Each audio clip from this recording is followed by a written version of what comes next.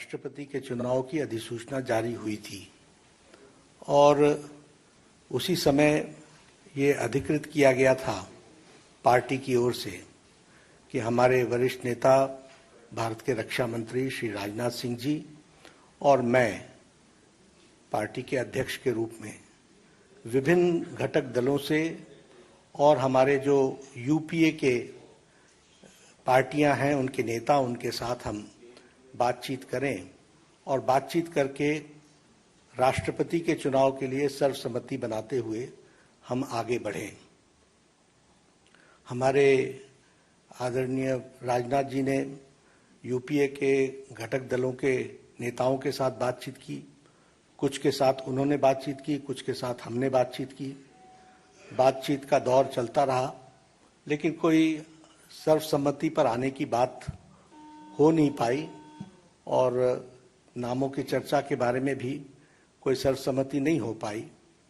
और आज हम जानते हैं कि यूपीए ने अपना राष्ट्रपति का प्रत्याशी घोषित कर दिया है।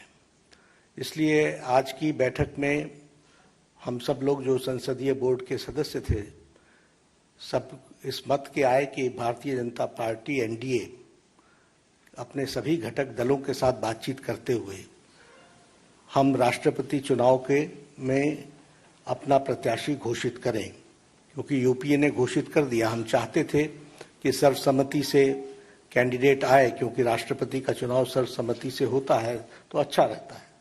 लेकिन इस प्रकार का उन्होंने जब कैंडिडेट घोषित कर दिया तो हम लोगों ने आज बैठक में हमारे अपने एनडीए के घटक के लोगों के साथ बातचीत करते हुए और लगभग 20 नामों पर हमारे यहाँ लंबे दौर की चर्चा हुई और चर्चा में सब लोगों के साथ बातचीत करते हुए एक सर्वसम्मति इस बात पर बनी कि सभी नामों पर चर्चा हुई, विस्तृत चर्चा हुई, लेकिन कुल मिलाकर के ये बात सामने आई कि हमें प्रत्याशी के रूप में कोई पूर्व से ढूंढना चाहिए, भारत के पूर्वी क्षेत्र से ढूंढना चाहिए और हो सके और हमारा प्रयास हो महिला को हमको स्थान देना चाहिए।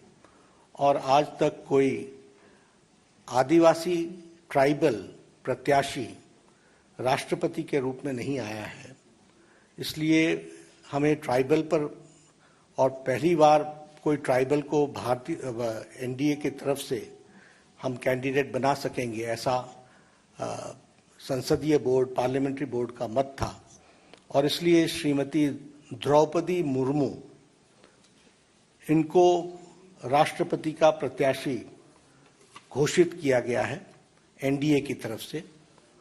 और हम सब जानते हैं कि श्रीमती द्रौपदी मुर्मू जैसे राधाकृष्णन जी शिक्षा से जुड़े हुए थे, सर्वपल्ली राधाकृष्णन राष्ट्रपति के रूप में, उसी प्रकार द्रौपदी जी का भी जीवन आजीवन शिक्षा से जुड़ा रहा और वो टीचर के रूप में, शिक्षक के रूप में उन्होंने अपना जीवन प्रारंभ किया।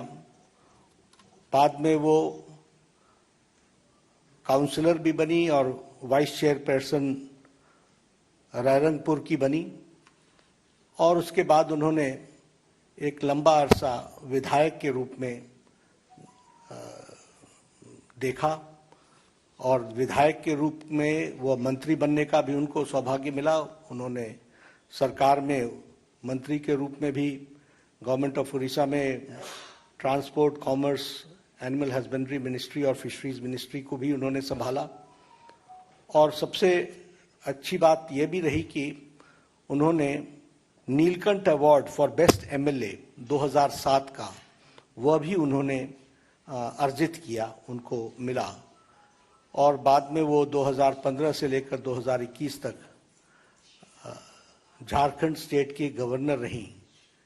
तो इस तरीके से उनका राजनीतिक जीवन रहा है। एक बहुत ही संवेदनशील महिला नेत्री जिन्होंने शिक्षा से अपने आप को जोड़ करके जीवन में आगे बढ़े और जो जो जिम्मेवारियां उनको दी गई उन्होंने बहुत उत्तम तरीके से उसको निभाया है।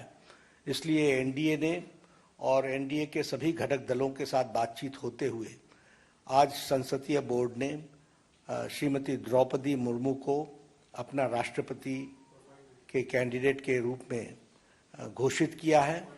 बाकी जानकारियां और डिटेल हम देंगे, उनका बायोडाटा आपको अटैच कर दिया जाएगा। यही घोषणा मुझे करनी थी।